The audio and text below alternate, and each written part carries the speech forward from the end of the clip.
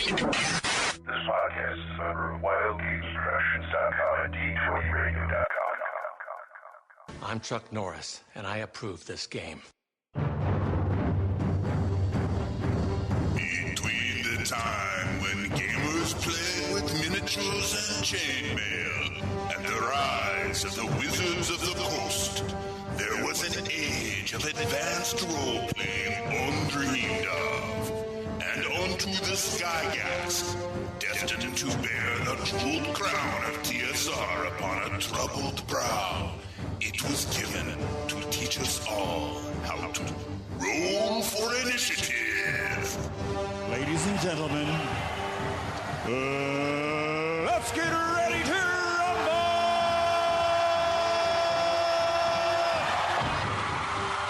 Hello, everybody. Roll for Initiative Podcast, volume number 3, issue 151. DM Vince with DM Matt. Hello, everyone. And Chad. Hey, yo, what's up? And DM Nick. Hey, everybody. We got another show continuing this week along the path of the G Series modules. We're going to be reviewing G2 this week. But first, any gaming news? Matt, what have you been doing gaming-wise? Well, my group, we're kind of in between RPGs right now. We finished Only War, a fantasy flight game set in the world of Warhammer 40K. So we're just playing some board games at the moment, and past couple weeks we've played the Pathfinder Adventure card game. Wow. You do tell. Yes, it's actually rather fun. It's like one of those cooperative deck building games that's like all the rage right now. Basically, you'll pick each player will pick a class, and it'll tell you need these 15 types of cards. Like there's item cards, spell cards, allies cards for your henchmen and followers, weapons, armor, and you mix them all into your little 15 card deck, and then you'll draw a hand of like 4 or 5 cards, and on your turn there's these 7 piles of the cards that on the table that each represent locations. So you'd be like, I want to go to the tavern. You put your character card in front of the tavern pile and flip over the top card. And that could be anything from like an item, another ally, a monster, spells, and you either do combat with it or you make a roll to try to find it. Usually the adventures have a task that you have to complete, either like find this monster between these like 7 piles and kill it, or you need to find so many allies, or it could be even like fetch this item. So it's fun, and you can actually, as you accumulate stuff between like magic items and spells and whatnot, you get to add those to your deck, and then once you complete the adventure, you can keep that stuff in your deck too, so you can kind of level up and advance. And it's a fun little way to get to run through some of the Pathfinder Adventure module series, because the cards in this relate directly to those different adventure paths. So it's a fun game to play. Very pricey. It is Paizo after all. So if you can talk one of your gaming friends into buying it, I definitely recommend it. So what about you, Nick? What have you been up to? Nothing, really. I haven't done anything since Origins. And you know, it's okay. It's this time of year, a lot of my gaming group, because they have families and stuff, they're doing vacations and what have you. So I've been just kind of still going over my stuff from Origins, and just catching up on some reading, really. But I can't wait to get into it. I know we're going to try to get 2 sessions in August for my Castle Greyhawk campaign. So really, really looking forward to that. What about you, Vince? Well, I've had my bi-weekly first edition game that I've been running at the local store, face-to-face, the Reaper's store. Mm-hmm. And that's going pretty well, where everybody's approximately 3rd level now, so they're okay. A couple problem players that are very new to the game. I told you the last time we had some brand new people who are coming from playing MMOs straight to role-playing games. Oh, wow. Yeah, that could be somewhat of a issue. They're fine with playing the game itself. They're just not grasping the whole they're good character concept right now. They're kind of stealing whenever possible, which is fine. I understand that. And they're trying to eliminate and or kill the rest of the party whenever it's possible. So, Okay. Have you thrown any in-character consequences at them? not yet, because I'm letting them feel out the character first, and I'm giving them a chance by explaining, if you do this, it's considered this act, and so I'm kind of guiding them along since it's the first time playing outside of an MMO. So I'm giving leeway to them. Okay. That's okay. I can understand it. Give them enough rope to hang themselves with. Yeah. So if they make up a decision I would automatically consider an evil act, I would tell them, you guys, and they're like, oh, you're right. Okay, cool. Never mind. We won't do that. So they stop kind of doing those things, but they're still doing little things that are borderline, moving them from neutral good over to a different alignment. So I see. Maybe at the end of the adventure, when they go back to claim their reward and fame, they can find out that they're about to be arrested. yeah, very true. Yeah, there you go. Very true. And Chad, what have you been up to? We haven't heard from you in a little while. Yeah. Yeah, it's been really... Big young man. Yeah, it's been a pretty busy couple of weeks for me, but the main gaming that I've been doing, I'm doing my play-by-post game, and we're still having a lot of fun with that. The characters, who are pretty much all Formites, they have just made their way finally through the Welkwood in Greyhawk, which is, in my world, completely inhabited by, as I was telling you, I think the last time I was using a lot of the fairy creatures, but trying to go more with that old Celtic feel to them, that they're kind of scary. And they're finding out that they're kind of pawns between the Seelie and Unseelie courts, but they finally gotten through the forest to the Tower of the Unknown, because we are doing In Search of the Unknown. Oh. So, yeah, they found a back entrance to In Search of the Unknown, which I know in the module it says that there's a secret back door that you can never use to go into it. Never ever. Yeah, it's in there, but I look at it this way. Instead of a secret door, I made it a kind of a drainage tunnel in the hill itself underneath the tower, and then there are the catacombs underneath the tower, which are for the unknown, and basically there's like this iron grate that stops it up, and the thief got herself stuck in the bars, but they managed to get her through just now. So now we're waiting to see if she can get the rest of them through. Cool. Yeah, so it's been a lot of fun. So they're braving the halls of Quest. And something like that. I don't actually use that name for it. It sounds a little too Aztec Mayan-y for my taste. But, hey, this is the beauty of having your own game campaign, is that you can take from these old modules, which are really great frameworks, but then you flesh them out, and you don't have to keep everything. You can treat it like a salad bar, as I say. You can take what you like and leave the rest behind. That's right. Rearrange the rooms as you want, and it works great. Do you rearrange the salad bar too, or? I usually just sneeze on it. Yeah, because he lives on the edge. He has no sneeze guard. I'm an edge kind of guy. I say sneeze guards be damned. I'll take them. That's right. Gross. What's this chunk in my... Never mind. Just call it a crouton and move on. Exactly. But it's slimy.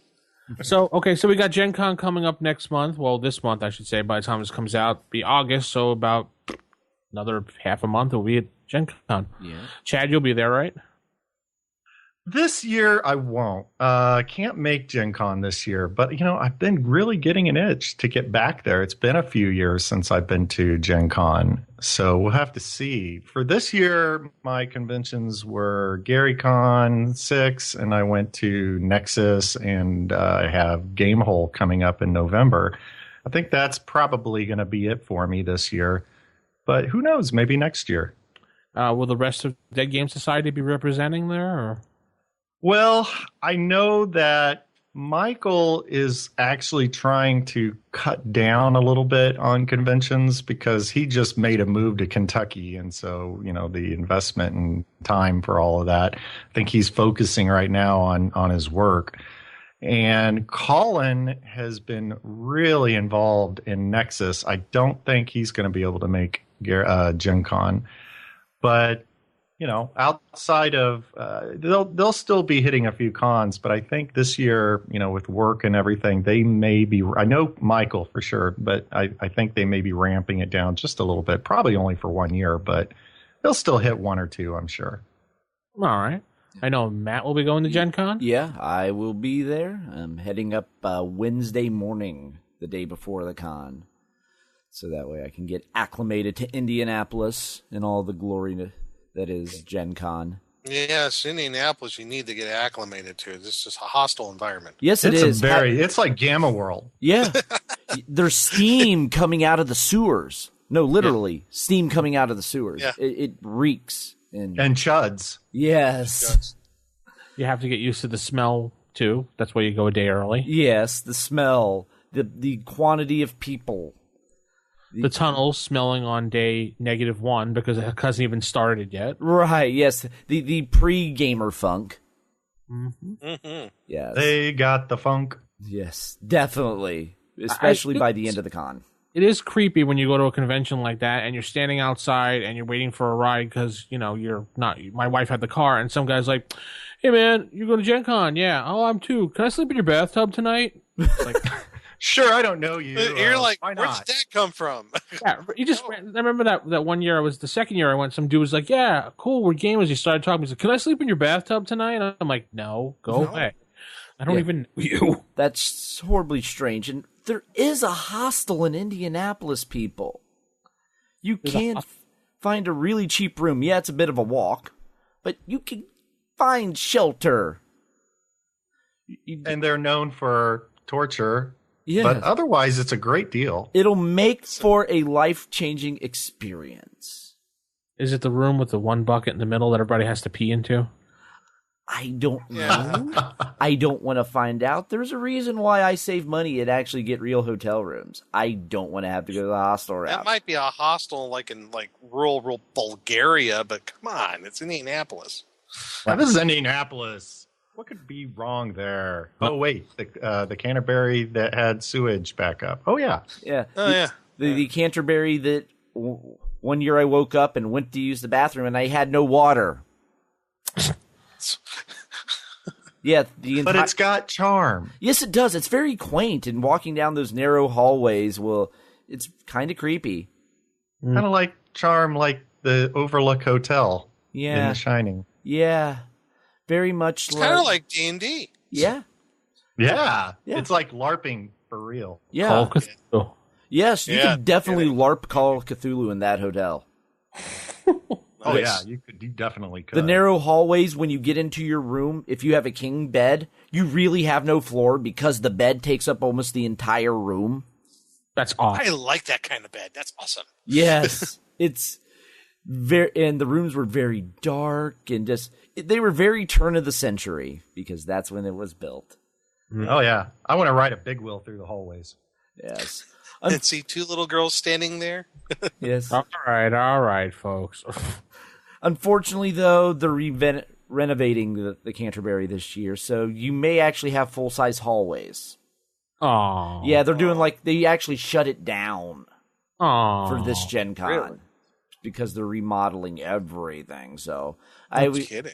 Yeah, so I expect some of the charms of the narrow hallways and microscopic rooms with the oversized furniture may not be there anymore. If it's not such a great place to stay, then why stay there? The service is terrible, amazing. Actually. I mean, it actually, there have been some years I've been there that the Canterbury's been really nice. It's just an older hotel, and, like anything else that's older, it's got some issues, it has its the plumbing's charm. old. Yeah. And I couldn't stay there. If they don't have Wi-Fi, I'm not staying. oh, jeez. Actually, I'm just imagining the scene from The Shining where the woman gets out of the bathtub, except in this one, Vince shows up in his room and he sees that one dude getting out of the bathtub. Hey, man. Sleeping in your tub. Yeah. Nope. Dude, you should next year. You should go on the Gen Con forums prior to Gen Con and say you have bathtub space available for someone to sleep in. And here's the thing: people will respond and go, "Yeah, that'd be great." I bet I could probably sell the bathtub for $200. You could could. You could probably get a nice little amount of money, especially if it's attached like Weston or something like that, or Crown Plaza, or like right across the street. People pay good money to sleep in your bathtub. Can I sleep on your floor, dude? No, go away. People sleep in the closet area. Are you kidding me? Yeah, get one of those nice little sliding door closets where the floor's kind of long. Yeah. That's a hobbit-sized space. You open your closet to get some clothes and a hand reaches out with it. Yes. Thank you. Thank you, thing. No problem, man. Moving along now. Moving along. Since, Chad, you weren't here last week, we did a little bit of discussion about D&D 5th Edition next coming out in the basic box set. Mm-hmm. You have any thoughts on that? Do you have a chance to take a look at it? I have not really had a chance to take a look at it yet. I know I probably will get a chance to look at it when I go to Gamehole. I believe there might be some people doing some 5th edition or at least previewing it at Gamehole. But I, to this date, have not had a chance to look at it. I've heard a lot of mixed reviews. A lot of people say, yeah, it's just like the old 1st edition. Other people say, no, it's not. No, far from. It is a good game for people that like a lot of options and like to have, their attention span taken up by what they can do over their course of their turn. It's not anything like the old box sets, nothing like 1st edition. What about 5th edition? I mean, 4th edition. It's closer to like 3rd/4th. It has all those things in 3rd and 4th that most people don't like. So no, isn't the basic set rules they're out there free for free on PDF, right? On Wizard's site. I haven't checked it out yet. I should be fair and download it and take a look at it just to give a fair assessment. Yeah, take a peek at it. I mean, it's an interesting read. It's just, you won't like it. I can tell you right now you won't. But go into it with an open mind and see what you think. You won't like it. Now go into it with an open mind. No preconceived notions, but you'll think it sucks. Yeah, you'll think it's utter crap and you won't like it. But really, give it a chance. I will not think it's utter crap. I will say it's just not for me. I don't like things such as healing surges for fighters and things like that. So they kept the healing surges? Yeah. There's your MMO stuff. All right, I don't need to check it out. That was enough for me. It's not during battle. It's one of those, if you get a 5-minute rest, you can do a healing surge type thing. I don't like. So once again, I'm seeing the health bar zooming back to green again after every fight. Pretty much. Those things. Player characters are never supposed to die, ever. Yeah. Well, don't you know that? I swear, it's like, I don't know if it's the game designers today, or I don't think it's the game. I think to some degree they're probably dictated to by the game companies what the companies are expecting. But at the same time, I don't know if it's the game companies or the players. But who is it that just cannot handle their character taking damage or their customers' characters taking damage?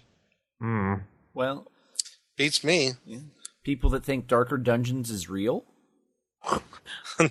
No, it's more about they want to coddle you. They want you to feel like that this is you're special. You're gonna conquer no matter what. Yeah, and you're special and everything. Well, doesn't that kind of take away the element of not just fear but adventuring? Yeah.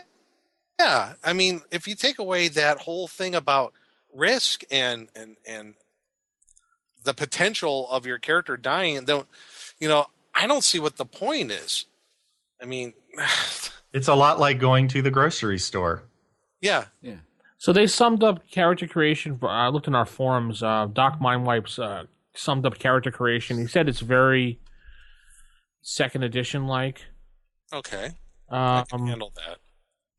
For the most part, it's pretty close. He likes the way it's kind of done. I have to read over his post again to get a little bit more familiarity with it, but he does say it's pretty close. So, well, Doc Mindwipe's a good guy. He's got a pretty good. I might look at it if he says to. He's in my play-by-post game, incidentally. But so hey, shout out to you. But I don't know. I'm happy with my 1st edition. Apologies. You said it's not like 2nd edition. Sorry. Oh, okay. Well, in that case, that's just more reason to stick to my beloved 1st edition. My apologies. I thought he said it did, but I don't want to misquote him. So basically, it's good reading on the crapper. Well, yeah, okay. Okay, I can handle that. Download it and read it on my little thing while I'm doing my best. Assuming you run out of toilet paper. Meanwhile, let's talk about something that actually has a lot of risk to it. Meanwhile, back at Wayne Manor. I had a list of pros and cons here of what the things were, but I just can't seem to find it again. Oh well. Well, I guess it wasn't that important. Seems to have disappeared. Yeah. Oh, no. Yeah. I'm sure you can whip up the pros list pretty quick. Yeah. It's got a nifty cover. Not like Frank Menser. It has a nice cover. Yeah, there you go. It has a nice box. Packaging looks great. On the inside, it's bleh. I don't know. I'm going to take a fair assessment of it. I will admit to that right now. I'll come to it with an open mind. Not so much that my brain falls out of my head, though.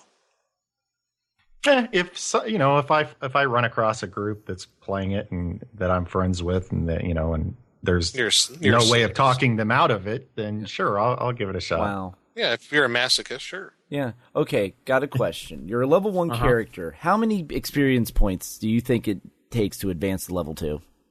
1,000. It takes around 15,000. 1,500 actually. No. Sorry, take a 0. 300. What? Yes. What? Oh, you know what? I was saying for first edition. 300? Yes, 300. Well, they want you to feel special, and nobody likes being first level. I'm surprised they didn't just remove first level, and you get to start at third. It goes 300 to get the level 3's 900, level 4's 207, 2,700, 6,500, 14,000, 23,000 for level 7. And it's all one universal table, isn't it? Yes. Oh, So the DM is like, all right, you begin your adventure. Hey, congratulations, you've all leveled. Yeah. Yeah, no, you pretty much, if you do the obligatory barroom brawl, you're going to level. Yeah.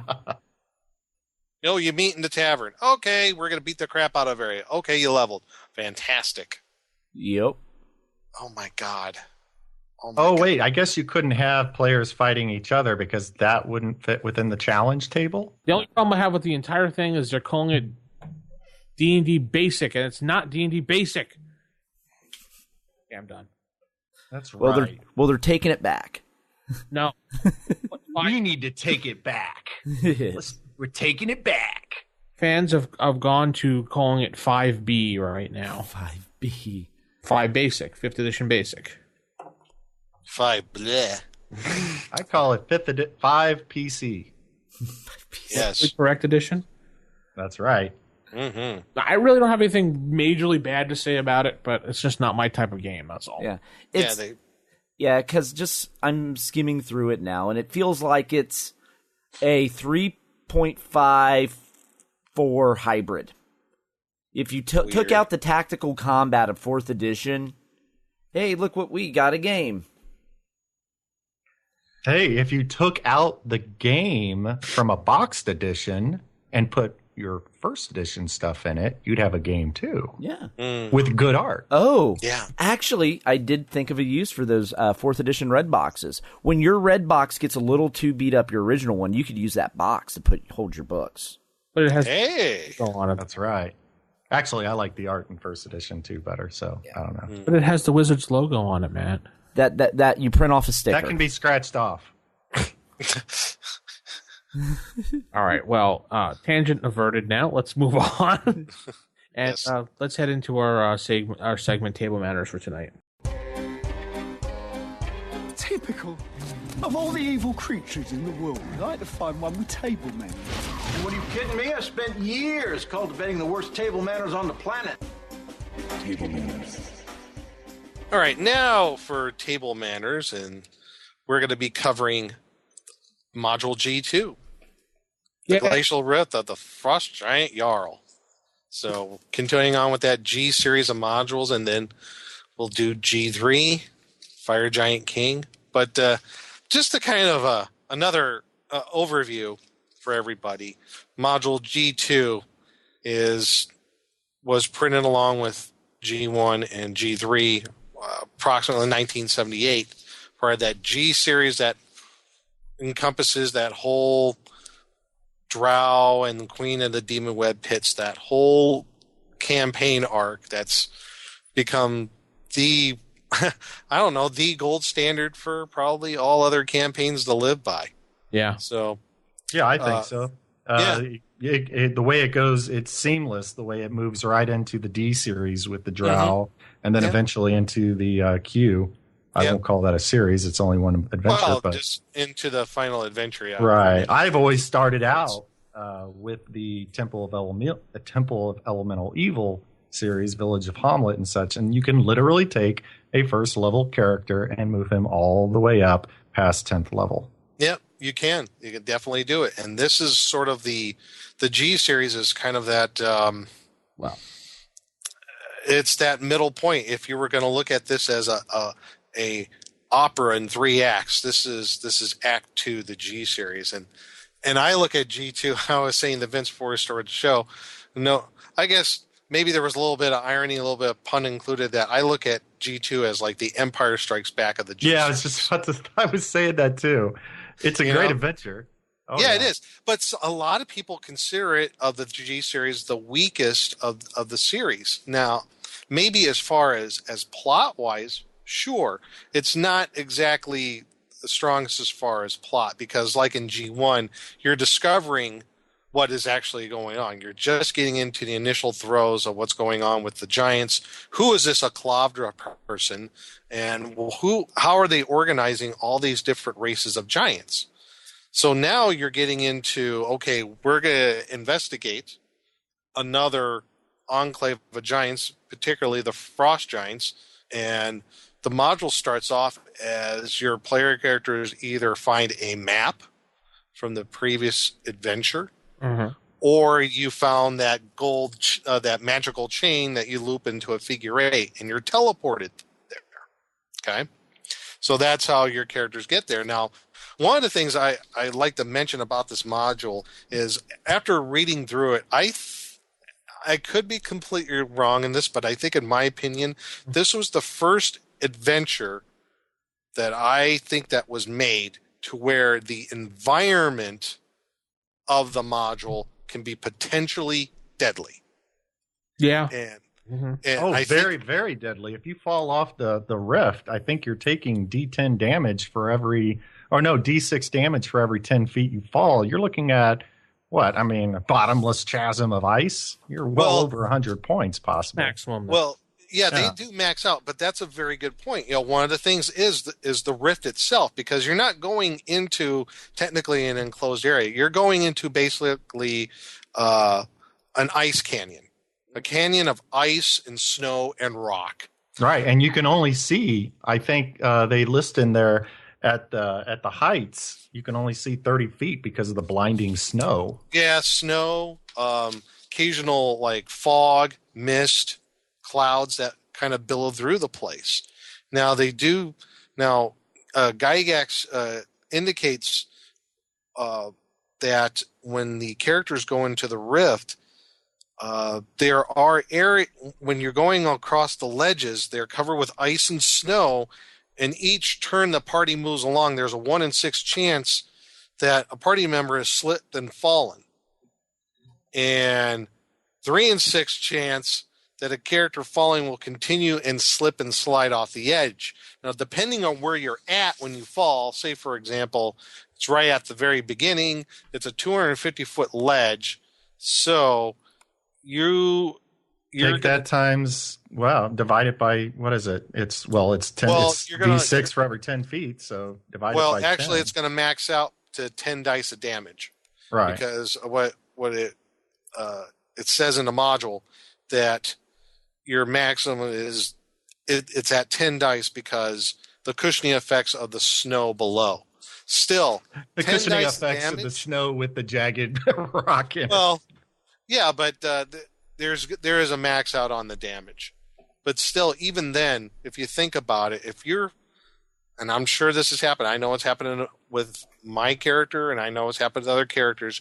You're fighting along, and you're moving, and you might have a random encounter in one of these ledge areas. You slip and fall. In fact, I would say even as a DM, you might want to exasperate the die roll. Maybe it's a 2 and 6 or a 3 and 6 of actually slipping and falling. I mean, you might have already taken damage, and then now you're going to take another 10d6 from falling. They could potentially kill characters right off the get-go like that. Oh yeah, and when I'm running it, I would say I wouldn't even really do the 10d10, the 10d6. I would simply give them one more chance to catch themselves or have somebody else. And if they go off the deep end, literally, I'll give them a percentile chance to live. Yeah, I would maybe factor in dexterity as well.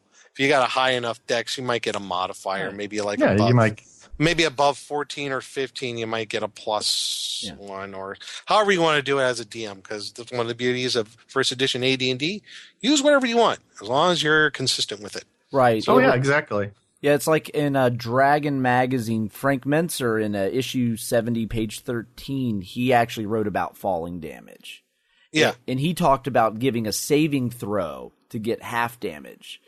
Because he proposed a different system of damage that was cumulative, as in you take 1d6 damage for the first 10 feet, then plus another 2d6 for the next 10 feet, then another plus 3d6.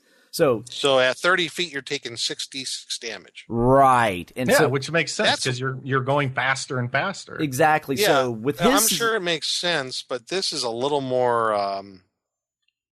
I think in this module, what the system they have here is a little more giving, because that's a killer right there. But here's the thing: if you go through this module and you look at what the players are up against, and it says in the intro to the DM that your players, you really should have a party optimal size of about 9 players, averaging around 9th level. And if you look at just like guard rooms, there's over 200 hit points of creature in those guard rooms. Sure. You're talking. And so to me, I think the Rift itself should be a killer. Yeah, it is. In itself, it still is a killer because, come on, 10 6-sided dice of damage is still a lot. I mean, that could potentially wipe out, your thieves in your party, your magic users if they slip and fall. I mean, come on. That's if not killing them, you're going to severely wound your party. You're going to really you're really sucking up hit points on the party. You're going to be burning up potions of healing. You're going to be burning up your healing spells. It's just from the environment, and more just on the environment. The cave areas are also dangerous. Fireballs used in these areas. They'll make the footing, your footing very, very slippery because it's melting ice around you. And for 2 to 5 turns after such magical fire is used, and I'm quoting here, the area will also be filled with a thick fog, which will reduce visibility to, 5 inches or 5 feet actually. Mm-hmm. So yeah, I'd put in the possibility of cave-ins too, cave collapses. So and there are some places here where there's some cave-ins. So I don't know if I would. So magical fire, fireballs, your what else? What other magical? Lightning bolts. What about a lightning bolt? I think a lightning bolt would do something similar. Well, I think it could cause, I don't know if it would melt everything. I mean, it would definitely melt something wherever that lightning hit. But I think the bigger damage, the bigger danger posed by a lightning bolt would be cave-ins from the, because the vibrations. You got a big boom that goes across. Right. And then, and there are areas in this, in the glacial rift where cave-ins can definitely occur. So, just in itself, I think it's very important to note that the environment itself, you're talking about ice and snow and the possibility of slipping off those ledges. Use of magical fire could be dangerous because, it's causing melting effects. It's making things slippery. Also, if you're one of those people who like to use the wilderness or Dungeoneer survival guides, I believe in the wilderness survival guide, there are factors for wind chill and playing in an Arctic environment. We had a show about doing Arctic cold environments and the effects in here. You could put that in here. Well, just and then exposed skin. Yeah. Mm-hmm. And in that, the environment itself becomes it's almost a monster in its own right.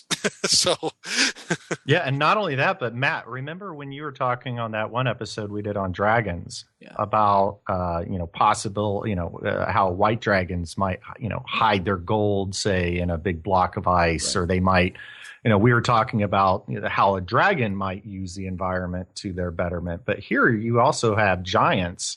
So you can start, how are they using the natural dangers of the environment? Maybe, like we said, maybe we're talking about, it looks like a solid bridge, but it's not. Right. Various traps you're thinking of. Sure. Yeah. Mm-hmm. Traps that use the environment. So not everything has to be, there could be some intelligent manipulation behind some of the dangers. Right. Absolutely. You step on this part of the ice and all of a sudden it caves in, and next thing you know, the entire room around you's collapsing because you hit that one structural point. Mm-hmm. Or what if because they're intelligent, the frost giants, they're not Einstein, but they're not stupid. What as a DM you have them, if they find out that the party's in there making forays, right? And in it, just like in Studying of the Hill Giant Chieftain, there is a cave where the characters can kind of set up camp to regroup after each foray. Well, what happens if they're so successful at evading the giants that the giants decide to get clever, which they are, and so they start setting up these traps that will, in essence, herd the party into the directions they want them to go. Say the cave-in doesn't happen on top of the party. It's set to happen behind the party. Behind them. Right. And maybe you have a bunch of like ogres and frost giants hidden in the area. Once that cave-in happens, they attack. Right. They're funneling them into they're making them go the way the giants want them to go. Sure. Right. Absolutely. Yeah, it's like with the frost giants, how they throw large boulders. Perhaps when they throw the boulders, they're not throwing the boulders at the party. They're throwing the boulders at the terrain around the party. Yeah, right. Say they're crossing an icy bridge. Mm-hmm. Herding them into areas and trapping them. One of the party player members could be like, they're not very good aim. And the magic would be like, what are you talking about? They've hit everything they've aimed at. Right. Yeah, there you go. Yeah. If we don't get off this bridge right now, it's going to collapse. Mm-hmm. So it'd be like Sylvester Stallone in Cliffhanger. Yes. Yep. So kind of going on with that environment thing. So you go into the rift, and there are some, you run into a few giants depending on which way you go. You're either going to go left or right. But one of the areas that Vince definitely wanted to talk about, and me too, is the Ice Cavern, where there's the 8 frozen and mutilated corpses. Basically, isn't that great? Used as a warning to others. Nice totems. Yeah, again, using your environment to your advantage. In this case, a psychological thing. Oh, you know what would be a really cool way to use those? I was just thinking, remember the beginning of Indiana Jones and the Raiders of the Lost Ark, right? The very beginning, they move a branch or something aside and they see that carved face. Oh, yeah. That's right. And it freaks everybody out. What if these blocks of ice are covered in snow? But the way you describe them is like they almost look like pillars covered in, semi-pillars covered in. So they go, I'm gonna wipe the snow away. So they wipe the snow away, and you're like, okay, there's a mutilated face staring out of the ice at you. Even better if they were really crafty and put magic mouth spells on them. Yeah, you are doomed. You could do it. That'd be cool. Do it.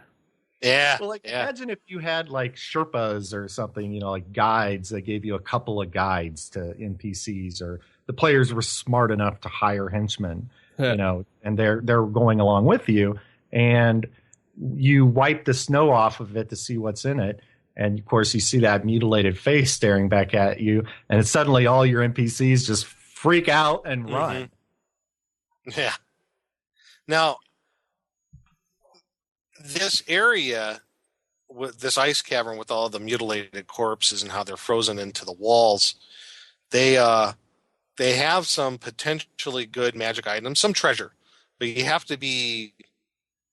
I don't know if I want to say you have to be careful about it. And I think Vince, you had something you mentioned that about this area that thought was interesting. Well, to get the wonderful items that possibly could be there that your players don't know about, you have to kind of chip away at these ice blocks to get it out. Mm-hmm. So chipping away, obviously, there is a little note in here that says there's a 10% cumulative chance for every ice block that's chipped out that it'll rupture the ceiling, which has these icicles above the players that'll come down and crush them. Much like piercers. Yeah, upwards of 30 points of damage. So we were talking before the podcast how we would each handle this, and I just wanted to hear everybody's thoughts on how they would handle the cumulative damage. So we have players chopping away at one block of ice. You would roll the percentage just to see if something happens. Nothing happens. They successfully get whatever's in there out. They move to the next one. What do we do now? We just add another 10%? Or, Nick, what would you do in that situation? I think you would add another 10%. You would, like you said, the first one, you do that 10% roll. And you said it's cumulative. So let's say they got that first body out where they found that ring of fire resistance. Irony ensues. All right, it's all cold around here. I get a ring of fire resistance, really? Yeah, because it's a Gygax module. That's how it works. Exactly. And so you go to the next one. Randomly pick an adventure sickle to chip out of the ice. 20% chance that ceiling's going to collapse. I think that was written in, at least in my opinion, because I guess maybe how they were put into the walls and everything, that they're actually reaching towards the ceiling, and each one weakens the ceiling as they're taken out. Oh, okay. I thought they were maybe on the ground. No, I think they're in the ground, Yeah, but I I thought think they were, they're like, used just as supports frozen for to the ceiling. Yeah, the way I would describe them, I would think of them as like support columns. Yeah. So I would just when me describing, I would describe it as this block actually goes all the way up into the ceiling. Mm-hmm. Oh, I thought it was just a block of ice that they froze and placed there. Yeah, me too. I didn't think they reached the ceiling. I think it does. I think it does. See, I think even if it didn't reach the ceiling, you could still say that there's a chance that you're going to knock down the ice from above, because the vibrations that are rocking the entire chamber is, we're not talking, it's not, you're not a couple of hits and it's free. You're having to literally go to work on that. I'm thinking of a big the sound, block of ice. Yeah, and you're in a cave with echo. The sound of you hacking away could be enough to cause a cave-in. It's just like how you could... Let alone might alert other giants in the area. Exactly. Yeah. I would say I would give it an increased 5% chance for each time you do it, because it's weakening the ones already up above if they haven't already fallen. But I don't know if I give it a whole 10%. I'd probably give it an extra 5. But there would be ways to go around that. For say, if you wanted to, what if the players said, well, I'm going to chip away at it, but the way I'm going to do it, I'm going to throw my cloak over it so I'm muffling the impact. Okay, I guess you might be able to think about things like that. Sure. Or maybe you cast silence around. Oh, there's a good one. You could there cast you silence. That would go around it. Mm-hmm. Or you could do what Ernie Gygax did, which is somehow chip the entire base and then just throw them into a bag of holding until they thaw out. That is literally why he created Cone of Cold. Because when he played with his dad, every time they would throw a fireball at something or a lightning bolt, Gary was very, very firm about destroying the magical items that they would get. So Ernie said that he came to his dad one day and said, can I create a spell? And Gary said, okay, let's see what you draw up. And he drew up Cone of Cold. And he said, this is great. It doesn't destroy any items.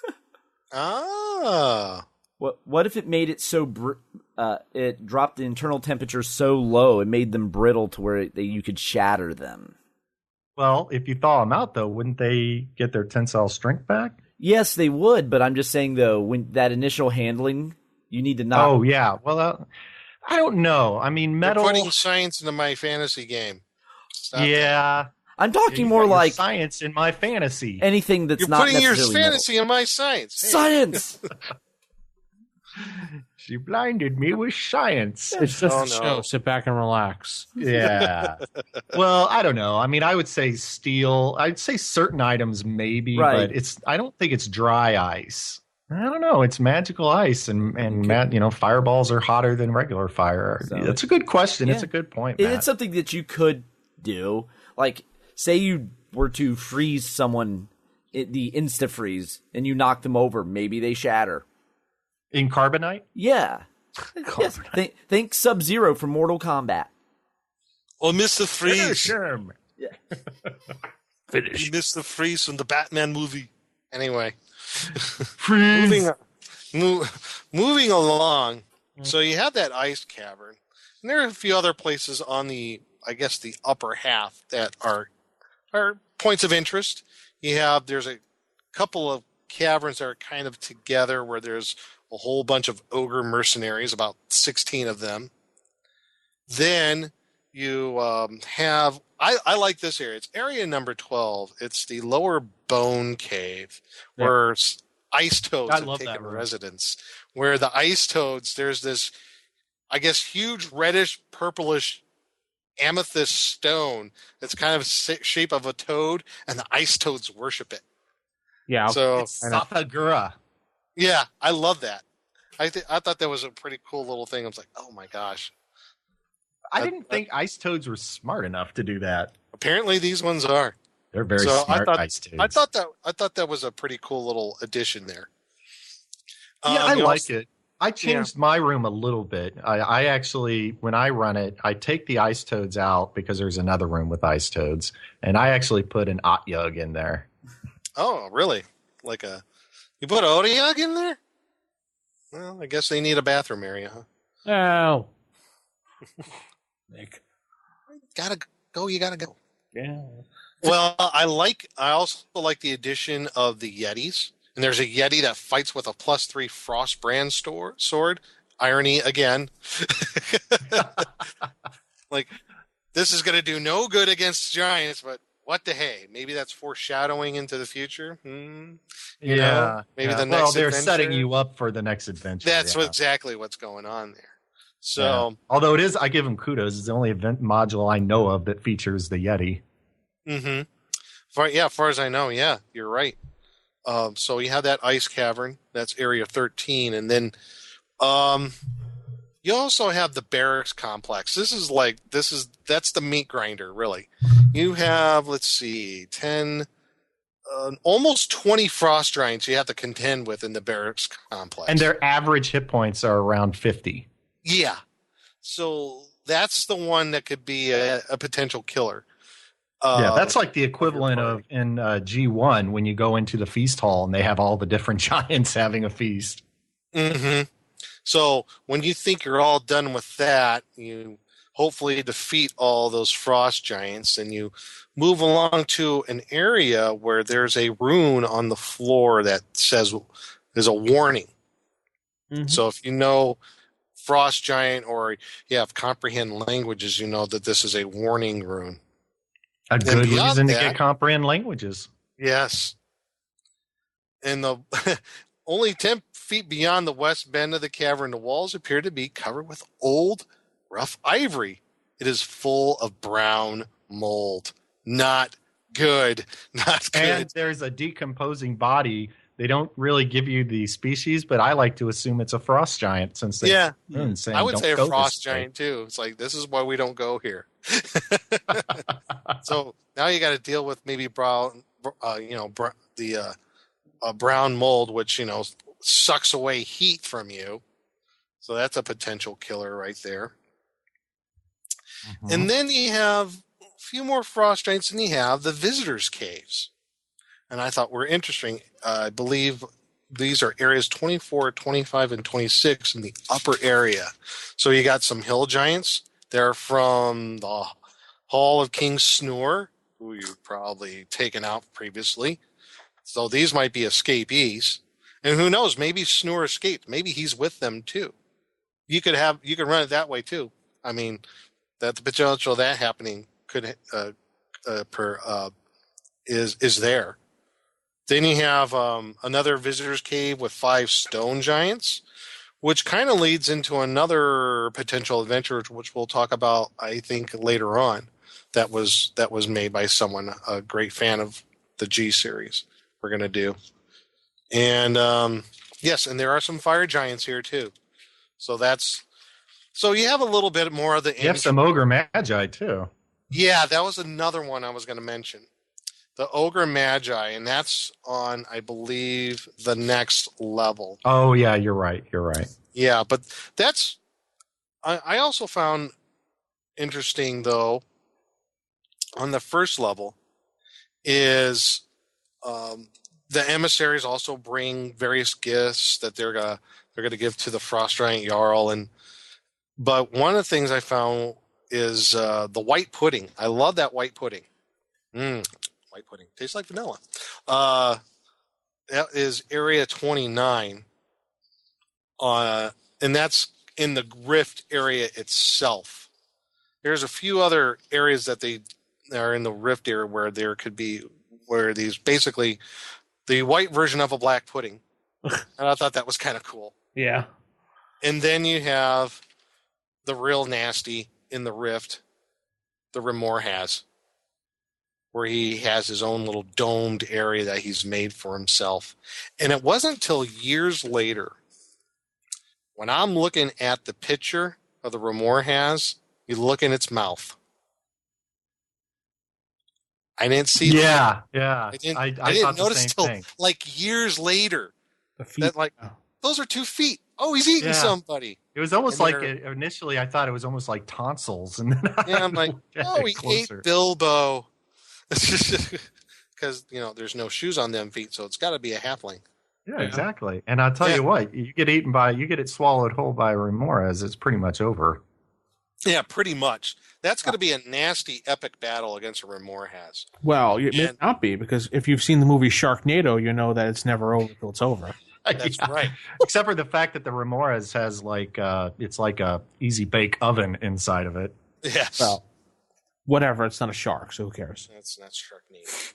So yeah, it's not a tornado. Bad sci-fi movies aside, now you knock this puppy out though. The treasure is really is way worth it. You get a ring of 3 wishes, and a +2 giant slaying sword. It's a bastard sword with an alignment. The alignment to suit the party if desired. Otherwise, it is lawful good. Why would it need an alignment though? It's not intelligence. It's just one of those things that Gary decided needed. Well, I think it's more along the lines of like Excalibur. Only a noble. Like you have to be noble of heart. To pull the sword from the stone. It's not intelligent, but it will only. Only the most noble heart could lift Mjolnir. Thor's hammer. So in a situation like that, you have to be ideal for that sword in your morality. So if you're shooting it for the party, the same rule would apply then. Yeah, I would make it neutral good, because then you can have anybody who's neutral good, lawful good, or chaotic good wield the weapon. Yeah, but don't they say in the rules also that it gives an alignment, but then it says if nobody in the party is that alignment, just choose one of the party members. Mm-hmm. Yeah, but there is a little bit of a caveat to this whole treasure. Because at the end, if the monster is destroyed by heat, fireball, lightning, wall of fire, fire elemental, etc., the treasures are lost, destroyed, or sunk into the ice and non-recoverable. Mm-hmm. I could see that. Oh well. Yeah. Yes, you used that lightning bolt on a Remor has and killed it, and guess what? All the treasure's gone. Yeah, one thing about the G series, you can really make excuse the pun, you can make a killing in magic items, but you're going to earn it, every one of them. And you got to be careful because some of this stuff could be lost in the ensuing battle. Right. So that's the first, I guess, call level, plus the rift itself of some pretty cool key encounters. Then you get to the lower areas. And right off the bat, Area 2 is where another potential TPK could happen, because you don't have one dragon in this area. You got two. You got a mated pair, folks. Ancient dragons. Yes, large, ancient male and his medium-sized, very old female wife. So, luckily, these are the dragons, which are they're white dragons. So the chance of having magic is pretty small because they're not that smart. And these two are not that smart. So, still, it's two dragons, folks. Yeah, and always remember, it's your campaign. Like when I run my campaign, they're smart because I don't have stupid dragons in my campaign. Right, but I mean these two do not have magic capability, luckily. Right. Unless you choose to make them give have it to that. them. Yeah, because I actually think they're kind of underpowered. Yeah, I mean, if you think about it, I mean, yeah, you're going to tailor each encounter to your party. You know their strengths and weaknesses, so you want to make it not necessarily a cakewalk, but you want to make it a fairly decent challenge. So, if I remember correctly, and I'm going to look this up real quick in the monster manual, I believe that dragons of all different types, they have a magic resistance. Oh yeah. Especially that age, I believe they do. And also remember that it says that the male dragon surprises party on a 3 out of 6. 50% of the time, they're going to be surprised. The last thing you want is a surprise dragon. And right. The female surprises even higher rate. Yeah, and here's the other thing to consider. Just getting close to the dragons, I mean, as we were saying earlier, they're probably very clever, and they probably manipulated the environment around them so that you're not just going to be able to walk right up to them, and you may go across a patch of ice that's only about half an inch thick but covered in snow or something, Actually, their magic resistance is standard. So I think I'm thinking of like second edition dragons where they do have. Yeah, I use the resistance. stats for second edition dragons. That's one thing I do. My dragons are a little more nasty too, because I also give them attacks for like a wing buffet or a tail lash. Yeah, just like out of Dragon Magazine. Yeah. That's the chart I use. There's a chart out of Dragon Magazine back in the day where they give all those sorts of special attacks. Then, which gives, in my opinion, dragons a little bit more of an advantage towards a party, because I mean, you got the whole subduing thing that's going against them. So, yeah, I take the second edition dragon stats, but I give them the type of attacks that you'd see in that one dragon issue. Plus, like I said, I don't have stupid dragons, so all my dragons are genius or above. Oh, okay. So you do. When I say stupid dragons, I mean, I don't believe in a low intelligence dragon in my campaign. That doesn't mean you don't have to, but in my campaign, dragons are not pets per se. In my campaign, these dragons are actually advisors, and they're probably doing a lot of manipulating. Right. Like these two white dragons, if you play them straight out of the book, they're of average intelligence, but they're on the low end. So their intelligence is probably 9. All right, which to other dragons means they're very slow. They're morons. So... And yeah, I forgot that they have magic resistance for dragons in first edition. It's standard, they have standard saving throws. But based upon their hit dice, their saving throws are going to be really, really good. So yeah, and based on their hit dice, they don't usually have very many hit points either. That's the one there aren't a lot of things that I don't like about first edition. I like the game more or less the entire thing, but I never did like how they handle the dragons, and I did think that was something good they did in second edition. So yeah, if I was running this, I would make definitely the dragons a bit of a more of a challenge, but also maybe keep it in mind, maybe they just had that huge battle of all the. Oh yeah, but here's the thing too: if you can get through a room full of 16 giants, 2 of these dragons aren't going to be that big of a. They're going to be, So that's another, of course. Yeah, that's another reason why I like the dragons to be as tough as possible, and I like the players to a little more beefy. Realize, more beefy, and they're using the environment to their advantage. Sure, and they will. I would play them, if not necessarily smart, but crafty like the giants themselves. Mm-hmm. And they got a pretty good treasure yield out of that too. Quite a bit of I don't know, say a lot of coinage, a lot of different types of, I don't know, knickknacks, but jewelry, gems, some magic items, set of black +3 chainmail, which is pretty cool. Yeah, that's cool. +2 dagger, potion of fire resistance. Irony again. Yeah, and that's not the first time we see fire resistance items in this module, which is all ice and snow. Yeah. Mm-hmm. So that's your cavern with the mated pair of the dragons. So I don't know. What would you do anything different, Vince, on the dragons themselves? No, I would probably play them intelligently like Chad does. I don't have big creatures in mind that just go do do do do do and attack. I wouldn't. Yeah. I agree. In my game, like I said, they're the real brains behind what's going on with the frost giants. Now, they're the ones who, they're not overall the brains. Obviously, we know later on that the whole thing is coming from the drow, but they're the ones in direct contact with the drow, and they're manipulating the Jarl, who is in turn sending orders on to the hill giant chieftain. So if you take out the dragons, you've taken out a large portion. It's Jarl. Jarl. Okay, you're right. I did like a bunch of Norwegians. Yeah, frost giant Jarl.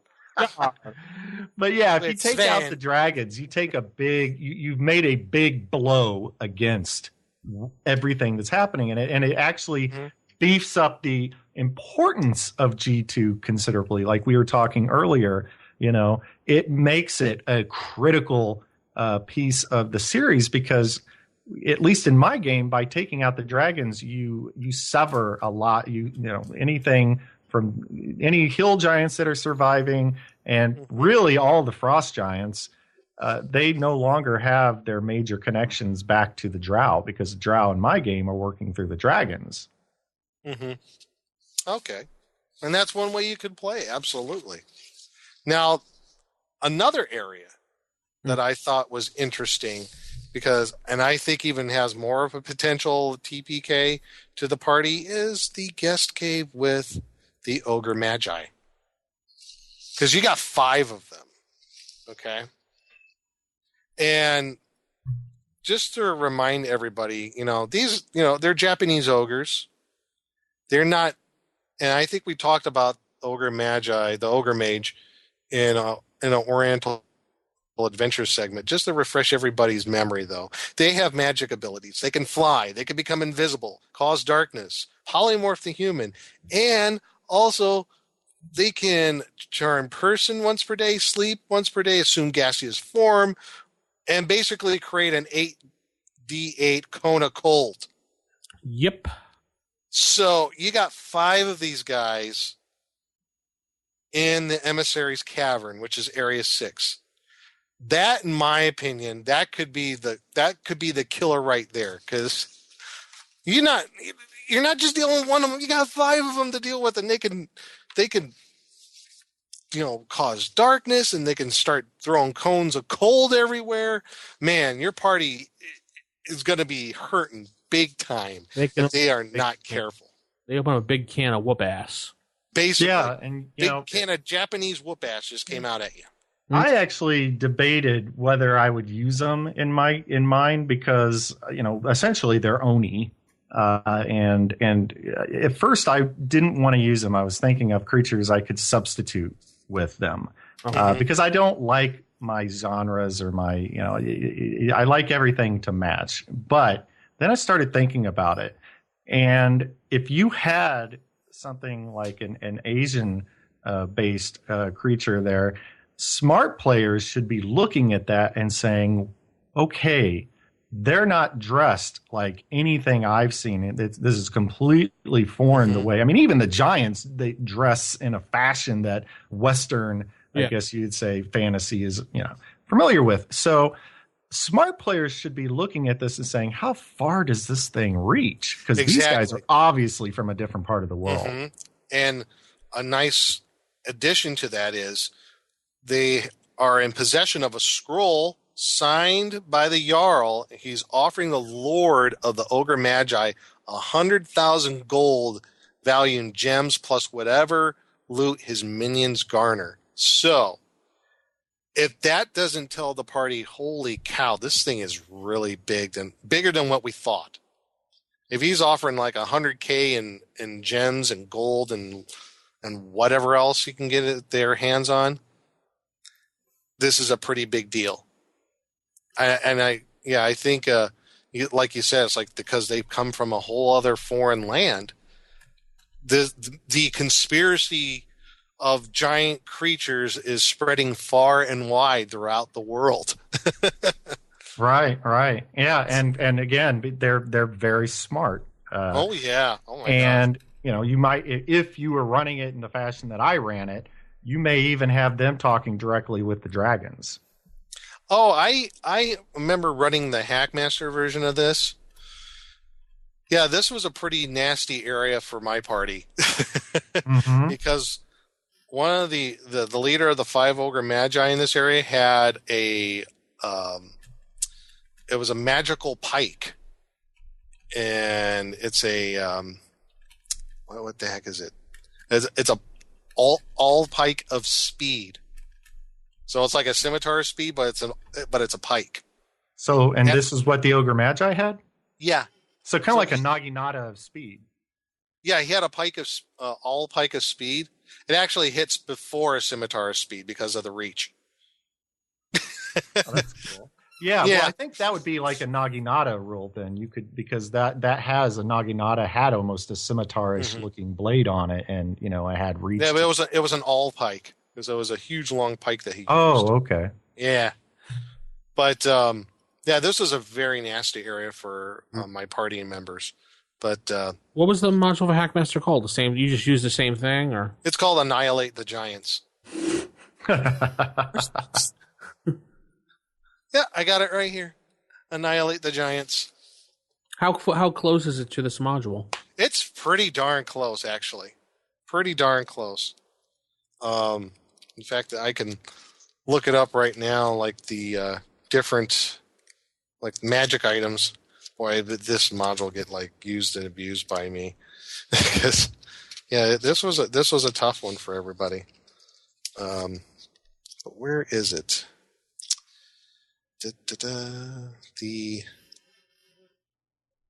Here's, and then it renamed some things, but here we go. Where they have the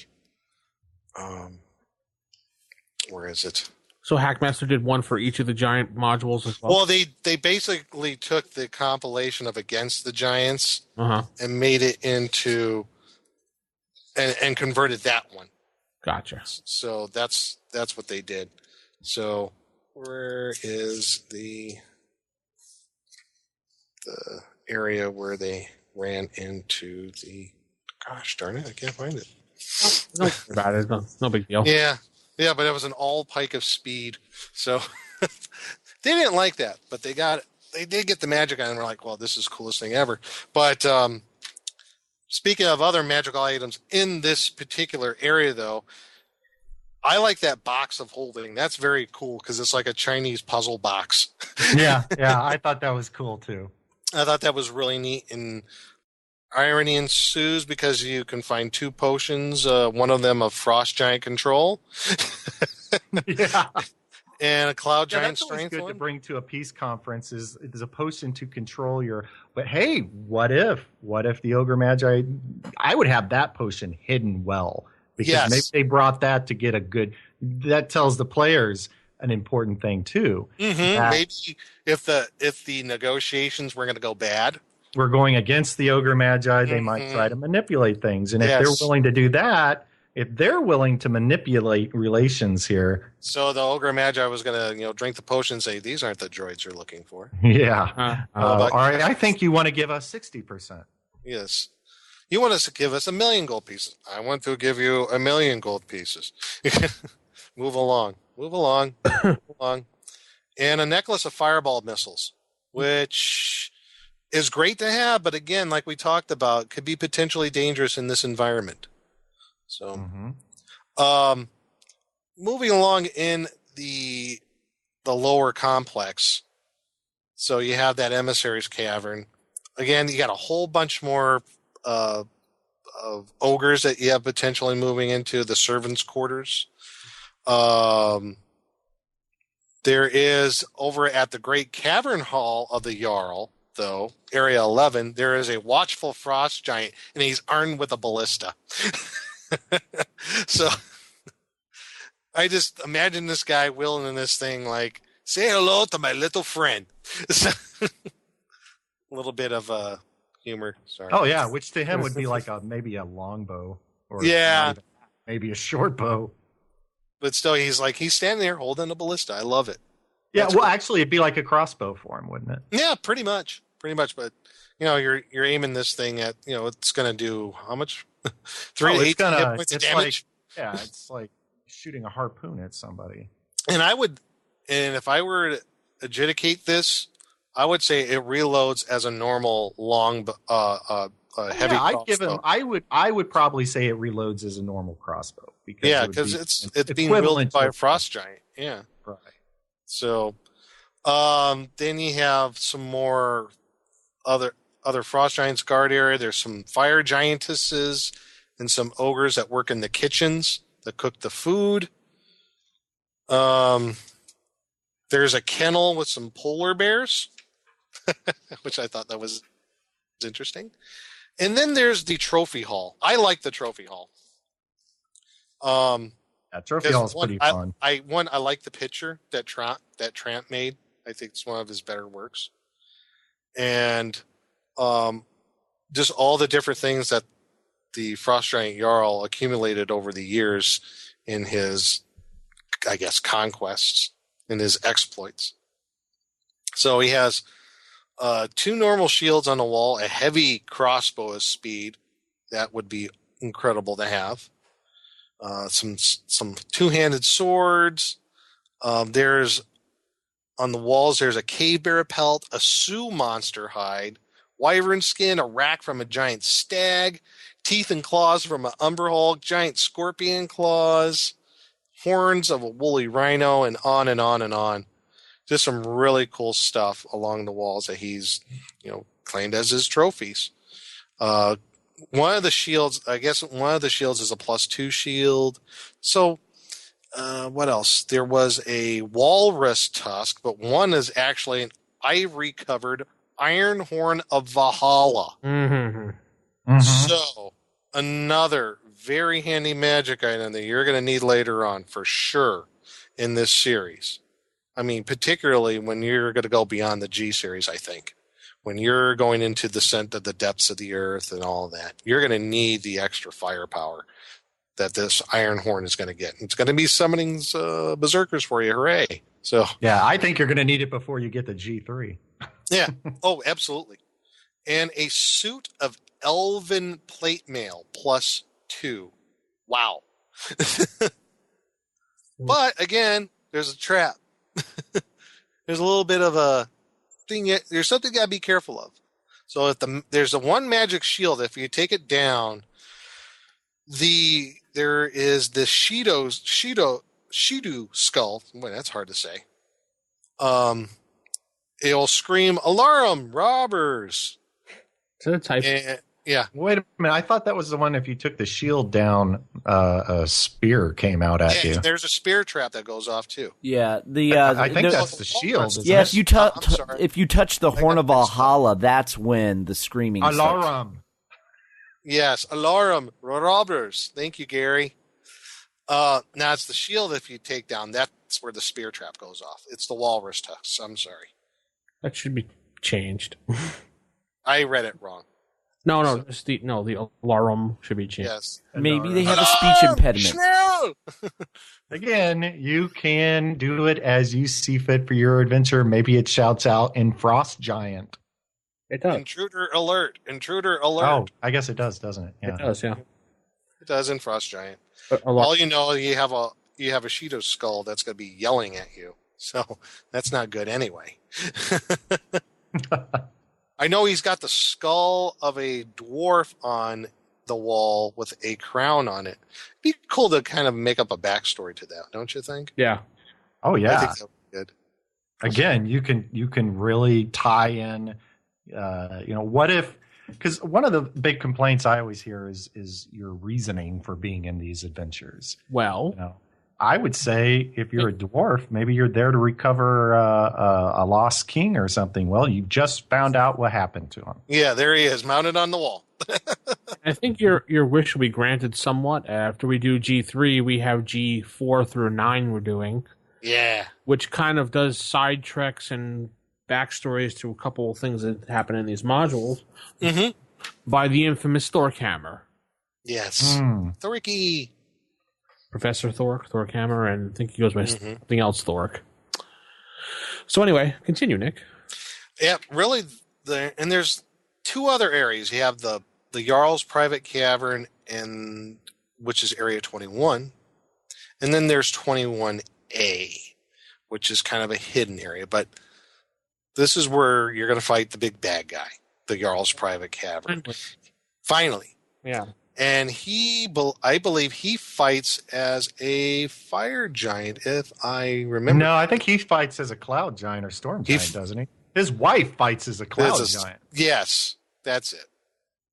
So, and he has 2 winter wolves as pets. So, and then there's his wife, the Grugnar. He fights as a cloud giant with respects to damage. Mm-hmm. So he fights as a cloud giant. So he's pretty nasty. So he is armed. He's got a huge shield. It's +1, +4 versus missiles. He's got a +4 2-handed sword. So he's going to be really hard to take down. Not just, and she's going to fight too. And I would not use the normal 2-handed sword damage for that sword because in his hands, that's a lot bigger than that's 2-handed for him. Yeah. And she fights as a fire giant. So she's pretty nasty. Mm-hmm. And plus you got the 2 winter wolves, which if I remember, winter wolves, they can breathe out like a cone of frost. They have a cone of cold, cone of frost. Yeah. Yeah. So you got that going against you too. But again, treasure yield could be really, really good here. 8 potions, speed, extra healing, delusion, storm giant strength, poison, oil slipperiness, healing, and human control, and a bunch of gold and gems. And giant socks in box 4. Yeah, there you go. And then they come across, there is a bed, a small table, chair, 2 stools, a chest, trunk, various odds and ends of clothing. The walls are hung with pelts and rugs of no worth, and there is a trunk that has a secret drawer. And there's 6 parchment scrolls and tubes. So there's a curse scroll. One has a map to the Hall of the Fire Giant King. Yeah, surprise, surprise. Another one has a protection from magic scroll. Another scroll is just gibberish, but if you read it, it's explosive runes. And there's a scroll with 2 spells. Yes, I like that first one. Crystal Brittle. Yeah. That's a nice one. And Energy Drain. But Crystal Brittle, nasty. Cast it on any metal item, and it turns it into a crystalline structure where you can just break. And here's the thing, too. Yeah, Again, a smart player will realize that if they have spell scrolls, then that means somebody in the room can probably use those spell scrolls. Now, and I would be smart enough to copy that in my spell book. Yeah, I'd probably say the wife is a spellcaster. Or they were a gift. Yeah, but why would you give a gift to? They wouldn't use it. They would be like, "Oh, that's nice." Maybe they were. Maybe they got them off some adventurers that they killed. Yeah, possibility. I'm a firm believer that magic items aren't there to just be gotten; they're there to be used against the party. Okay. Yeah. But yeah, it's however you could say that they were, hey, we'll give them spell scrolls, and then they find out later they can't read. Yeah, it's like this got to be worth something, so they tuck it away. How many times have the player characters in your own party have done that? It's like, I don't know what it is, but I'm keeping it. Something. It's magical, so I'm keeping it. It's got to be worth something to somebody. Yeah. So that's the private cavern, and then you got this area A, 21A off to the side. Now, I got to read this because this is a kind of a tough area for a party. So it says, beneath the wall hangings on the eastern portion of the north wall is a hidden escape tunnel. It is a natural passage about 1 mile long which turns south and exits to the base of the mountain/glacier area. Out of sight of any near the rift, the alcove to the northwest appears empty. But if it is examined with care, there is a 1 in 6 chance per person examining the area they will note a thick iron bar protruding from the wall about 10 feet above the floor. The bar moves downward and transports whoever is standing on the floor of the alcove to the spot some 50 feet distance from the entrance of Snur's Hall, the Hall of the Fire Giant King. So, what's this lever do? Boing! They're gone. Oops. Exactly. And apparently empty ledge, though, along the southwest wall is the resting place of an iron box. Totally invisible. Remember that. Totally invisible and strongly locked. Not just locked, but strongly locked. Not weakly locked. Strongly locked. Yes. I object stressfully, sir. So it's locks instead of one lock. Yes. Unless special magic like True Seeing, Sight Spell, Gemma-Seeing, etc. is available to the party, it is detectable only 1 in 6, but one chance for any party for the magic on the chest is strong and it does not radiate any magic or clue. So it's invisible, but you only get a... So it's like super So you hidden. might trip over it, in other words. You might. You fall off the ledge by tripping on it. And it's a 1 in 6 chance just for the whole party, and they only get one chance. So that's this doesn't mean this is a gimme to anyone without any stretch of the imagination. So even if you do find it, the box contains a poisonous gas, which lets out a cloud of 30-foot gas, and your save is at -3. Mm-hmm. But inside is a hammer of thunderbolts. Okay? That's awesome. Which everybody always wanted. Yes. A pearl of wisdom. The cleric's going berserkowitz now. A set of 8 small jars of pigments. And I had to look this one up before, like I said, the Nolzur's Marvelous Pigments. And I'll get back to that. A ring of invisibility. The thief just went crazy too. And a wand of paralyzation. But it doesn't say how many charges in the wand, so I guess you just do the standard roll. Yeah. So could be 1 or 99. Or 100. Mm-hmm. So anyway. So that Nolzur's Marvelous Pigments, I had to look up in the DMG. Basically This is such a cool magic item because you use these pigments. Basically, whatever you draw out with the pigments, it becomes that thing. So if you draw a bastard sword, boom, you got a bastard sword. You draw a wagon, boom, you have a wagon. You draw J. Edgar Hoover, boom, you have J. Edgar Hoover. No, you can't make living things. Sorry. But it can also be used to make an excellent escape route, a la Bugs Bunny. Yes, you can draw that tunnel, and it's a tunnel. Yeah, exactly. But you can make armor and weapons with this. So if you had, I don't know, some hirelings that don't have enough armor and other equipment, you can just use these 8 small jars of these Nolzur's marvelous pigments and equip them with plate mail, shields, bastard swords, and composite longbows. Yeah, that's assuming you can draw, though. Yeah, I was thinking the same thing. If you're reduced to stick figures. Yeah. No. But this is where you take this to town and you find the artist. And maybe he will be a master craftsman using these pigments. I would think maybe like a magic user would have some skill in artistry. He's got to make magics. He has to, Maybe I would make that a role, though. I don't know. Every campaign follows its own house rules. You go to draw the... I know it doesn't say in the... Yeah, it doesn't say for the pigments you have to have some sort of skill to do. But I always wondered if they thought it was more for basic things like a tunnel or something. No, you can make...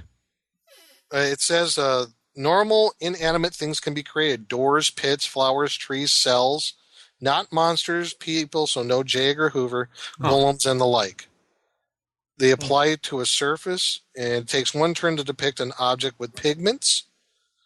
Objects of value depicted by pigments, precious metals, gems, jewelry, ivory, etc., will appear valuable, but will be tin, lead, brass, bone, whatever. Normal armor or weapons can, of course, be created. Right. Well, I think in that situation, as we're really with any situation in the game, you as the DM will decide, to whether, you could go like Nick was saying and anybody could use it, or you could go along the lines of, say, like what Matt and I are thinking, where it's something to be saved for later when you find somebody, with the creative flair. Yeah. Or if you've been role-playing that your character is an artist for a long time. See, this is where I would say, I don't want a player to just suddenly say, oh, well, by the way, did you know that I was an artist my whole life? I'm like, dude, you're 10th level, and this is the first I've heard of it. Yeah. But in that situation, it's your game. Yeah, So. Yeah. Now, maybe if you were a bard, I would be like, okay, you might be able to draw. I'm thinking also going to lines just because the pigments are magical. Whatever you use in the draw with them. Well, maybe whatever you see in your mind's eye, the pigment depicts on the possibility. ground. It's magic. Yeah. I mean, that's the kind of the angle I was going with. I might have to side with Nick on this only for the simple fact that magic users have to have a steady hand to draw and copy things into a book. So they would have some basic artistry skills. Well, yeah, but I don't know how much art there is in writing. Well, there's a difference. They have to be able to write the symbols, but they have to. For this, you need to know perspective. You need to know. I don't know. You need to know the parts of like plate mail, so you don't leave out like a bolt. A magic user would not know that. That's why I was going with the angle. Pigment is magical. Whatever you're thinking in your mind, you draw. The magical pigment depicts that. Yeah, for me, it draws from that. Thinking too much into it now. Yeah, for me as a DM, it's far funner to make them roll or have them you draw. Want to screw the players. Oh. No, I want them to stretch. That is what I always say. I don't want to screw the players. No. I want them to stretch. I just, tell me how you're doing it. Right. And make it make sense. Okay, I'll go along with that. Okay, so screw the players. Good. I thought Vince was the evil DM. There is something highly amusing. They draw this plate mail, but they forgot the one bolt. So the first time it impacts and comment, their armor just falls off. Oh, come on. Or they draw the plate mail, but there are no straps. Right. Oh. Or they or they didn't draw the perspective right, and all they got was the front. Yeah, don't move, or the armor will fall off. Yes. Oh my goodness. Now you're thinking a little too much into it now. Yeah, I think you're. Yeah. All right. Well, like I said, let's just say that we agree that each DM is free to interpret it as they wish. No, incorrect. Nick and I are correct. Let's go on. And that being said, and that's pretty much the module right there. You do hopefully find a map, and you go on to, and then you pull the lever, and boom, bam, you're there at the Hall of the Fire Giant King. But okay, so that's pretty much it. Yeah. What do we do? Five out of 5 swords again? Mm-hmm. Yeah. Yeah. I give it 5 because being the original, the first module I've ever seen where the environment can be harmful to the party. As far as I know, this is the first published module to do that. It's very heavy on combat. Very. Oh yeah, very combat heavy. Like you said, the Empire is back. Yeah, this is the Empire Strikes Back of the G series. Yes. Players will die, and you will laugh and go home with a satisfied smile on your face. Yay! Yeah, I think it's a great adventure. Now, one thing I would again mention is that, like any adventure, make it work the way you want it to work, the way you'll have fun running it, the way your players will have fun playing it. And, in my case, like there's the room with the 16 giants or whatever. I think, if your players have been making repeated forays into it and are really taking things out, odds are they're not even going to be in that room. They're going to be out looking for you. Oh, sure. And that, I think it says at the beginning of the module, if you make multiple forays into the area, the giants are going to be prepared. Right. Oh, yeah. And part of that is the players, as the DM, remember, if your players are just going in and literally going right back, say they hit room A, B, C, down the hallway, then they decide, we're going to go back to the cave, we're going to rest, we're going to, and then they come back the next day and they decide to hit D, E, and they keep doing this. The giants aren't stupid. I get when they hit, by the time they get to F, the giants know that one's coming and there's a big ambush waiting for them. And that could end the adventure right there. But you know what? In the case of party members who are just, so many people I see playing against the giants, I've heard a lot of people complain to say it doesn't make sense that you can't really win it if why would you be able to? I always say, look, if you go into the adventure and you're just trying to kill everything in every room, then your odds of being victorious, at least in my game, are probably pretty slim. That you have to treat it more like surgical strikes. Don't go in and try to massacre the giantesses and their children. Save it for rooms that matter or look like they matter, and try to be random when you go into it. Feel free to. If they want to go, they're free to go in guns a-blazing. Oh, sure, they can do that. And as a DM, if you feel fine just letting them do that, and the giants are just gonna, it's your game. And I'm just saying, in my game, that if I was running that game and the players did that, I don't know if they'd ever make it to the second. I agree. I agree 100%.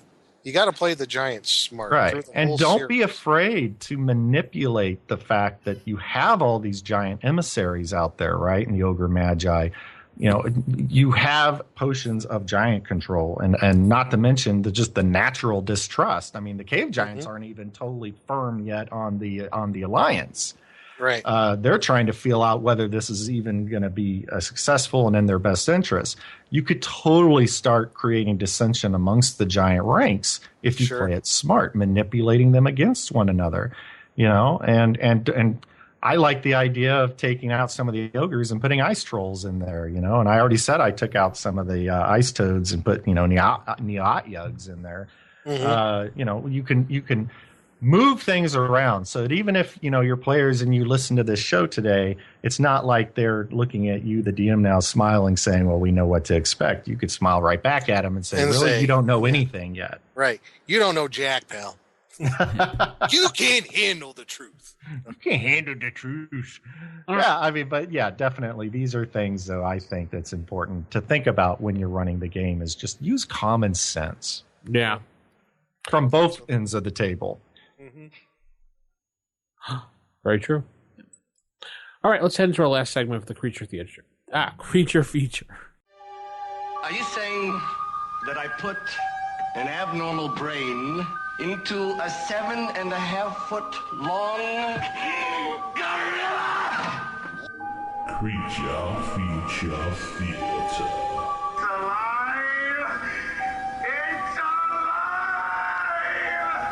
And now we go into the creature feature, and we're actually going to talk about a creature that is basically proliferates this entire module, the Frost Giant.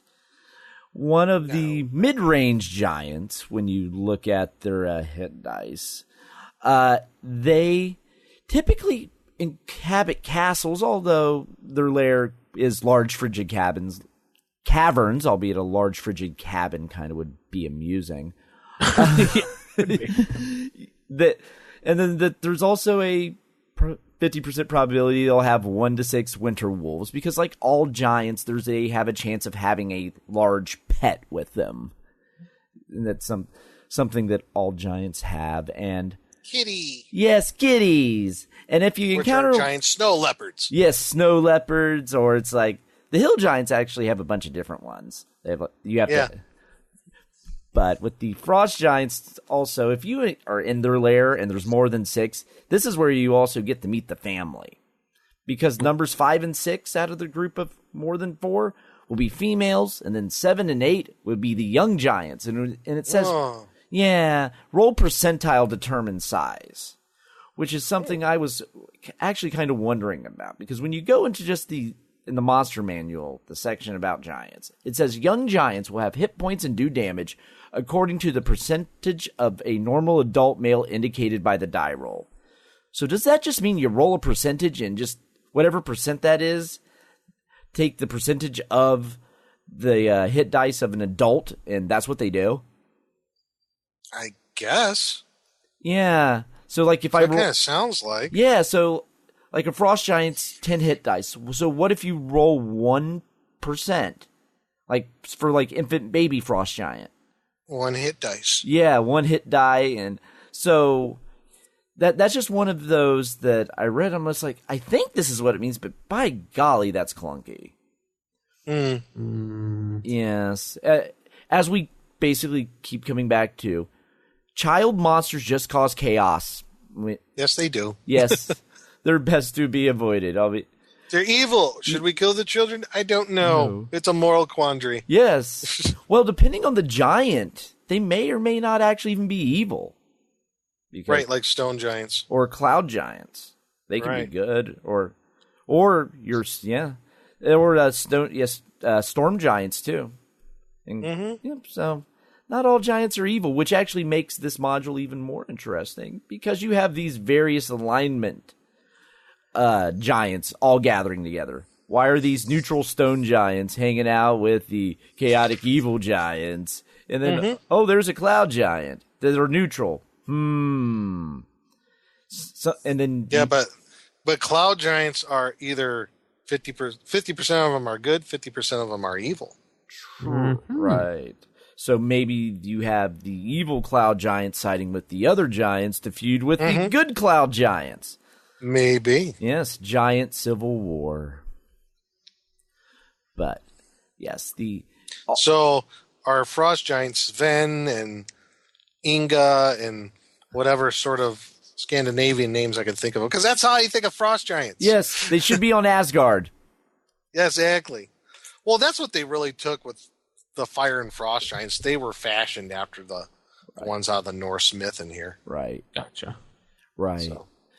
And and then also with Sven and Olaf. Yes.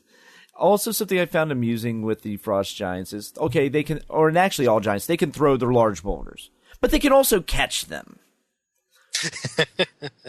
I'm imagining you have these giants doing battle with each other, and they're chucking boulders at each other, and it looks like they're just playing catch.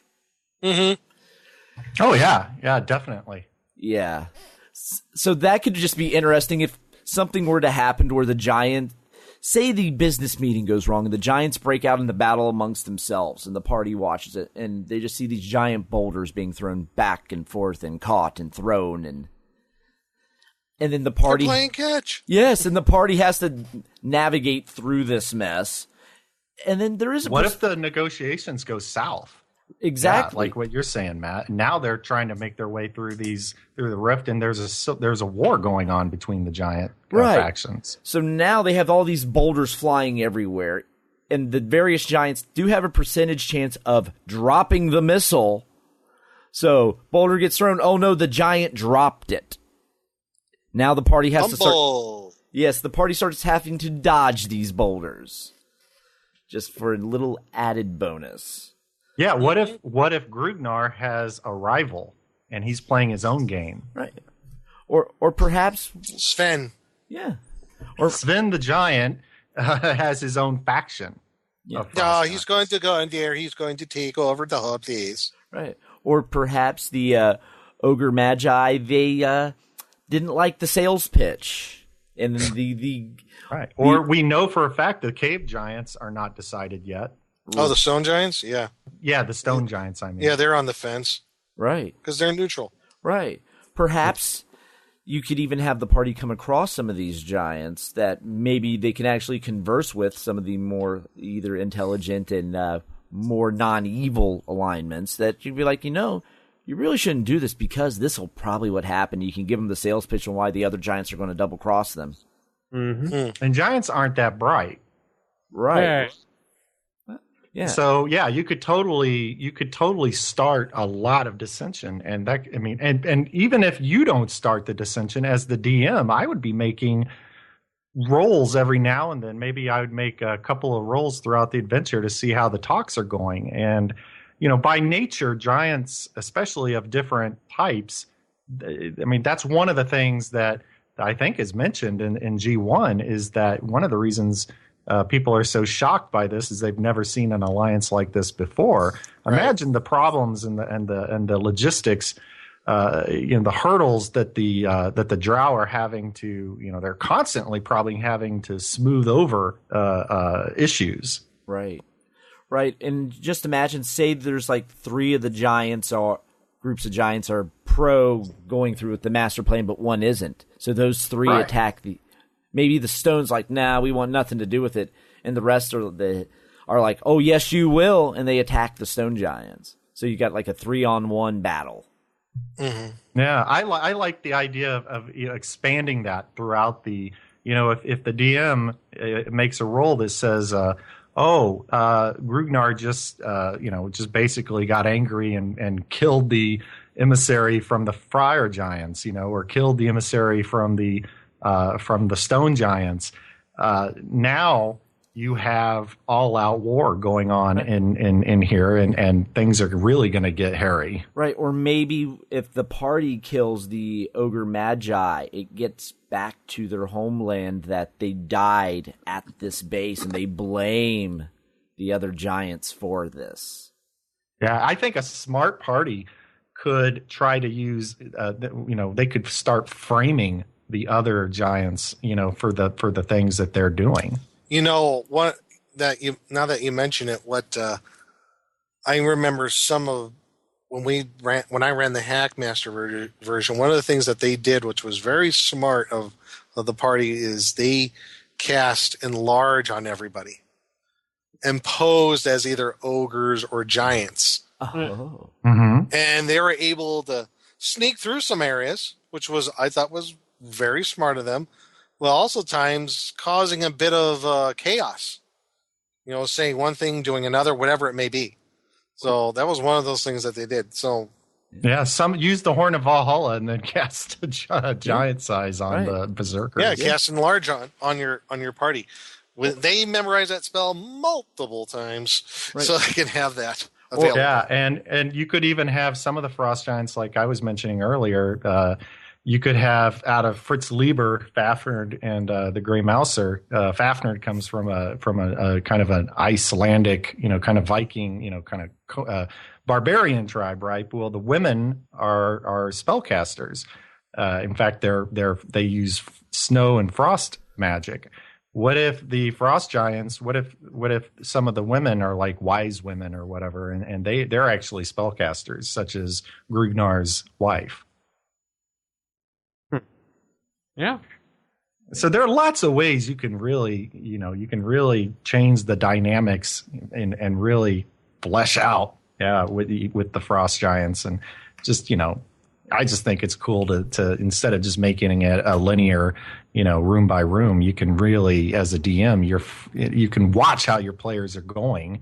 And then you can, if the players are smart, the DMs should be, right there with them, saying, I'd be like, yeah, I totally can see what you guys are going for, and I definitely think that this would have some impact on the negotiations. Or if, if the players are playing it linear, that doesn't mean just because the players didn't frame something, there's natural mistrust going on. They don't need the players to add any more mistrust to what's already a tenuous alliance. Right. And don't forget the fun of polymorph other So Yes. say take some of those ice toads, polymorph them into a giant, and when they start acting like animals, all of a sudden, you got a wild card here. We got to deal with these guys. Very, very true. Yeah. So there's all sorts of fun you could have. Basically, and also, I was just going to say, also, don't be afraid to switch up the magic items too. Like a lot of times, players who've already played in G2, they know that hammer of thunderbolts is out there, and they're looking for it. Well, what happens if it's not in there? Right. Well, that's just metagaming on their part, and that's a no. Right, and this is a really good way to take care of that. Right. Yeah, or say they're looking for that invisible box. Yeah, that you feel it, you kicked it, and you just kicked it off the ledge. Oh, darn. Wah, wah, wah. Yeah, exactly. I could see a metagamer trying to rationalize why he's hanging around out there. I'm just walking around randomly. Mm-hmm. You know, they're thinking this is, I know it's walking around randomly? Oh, D6 roll. Oh, you rolled a 1? Oh, you fell off the ledge. 2. You found the box. You say you're walking around randomly. You should watch where you're walking. Yeah. Okay. Mm-hmm. Anyways. We've gone off tangent there from Frost Giant itself. Anything else? Yeah. But at the end of the day, I mean, what I'm saying is take the Frost Giant and flesh out the race. You know, figure out what is the dynamics. What are their political dynamics? What are their tribal dynamics? Is there, are they the type that there's always a lot of infighting amongst them as a race? You know, and this goes for more than just G2. This goes for any time you use Frost Giants, or for that matter, any other type of at least average intelligence or low intelligence creature. What are their desires, loves, feelings? Yeah, but here's the thing: Frost Giants are they're what I call a tribal race, which means sure you could have Clans. one or two as a random encounter, but if you're going to have an adventure where you have it set amongst a community, they're community based, I guess you'd say, creature. Well, They're anytime you got a community, creatures, yes. Anytime you have that kind of a dynamic, you have the potential. You need to figure out how do they work well together or do they not? Mm-hmm. Mm-hmm. Cool. I guess it's going to wrap up the show this week. I think so. Stay tuned next week when we continue with the G series. Yes, G3.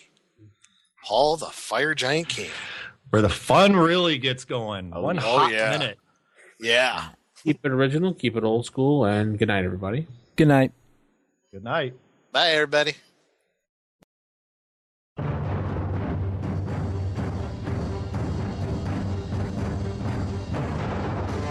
The Roll for Initiative podcast is a production of Wild Games Productions in association with D20Radio.com. You can visit us at rfipodcast.com or contact us on our forums at osrgaming.org or even by calling us at 570-865-4210.